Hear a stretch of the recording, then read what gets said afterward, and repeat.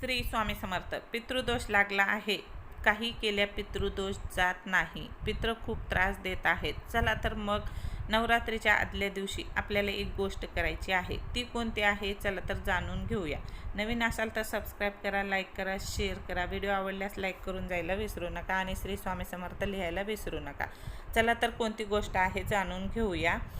ती म्हणजे नवरात्र येण्याआधी सर्व पितृ अमावस्या असते. या दिवशी पितृ पृथ्वीतलावरून परत जात असतात, कारण की पितृ हे 16 दिवस पृथ्वीतलावर येत असतात. त्यामुळे सर्व पितृ अमावस्याच्या दिवशी म्हणजेच नवरात्रीच्या आदल्या दिवशी सर्व पितृ अमावस्याला सायंकाळमध्ये तुमच्या घराजवळ असलेल्या नदीकाठी किंवा तलावाकाठी जिथे पाण्याचे ठिकाण आहे तिथे त्या ठिकाणी जाऊन एक पित्राच्या नावाने दिवा लावावा. तो पण दक्षिण दिशेला ज्योत करावी.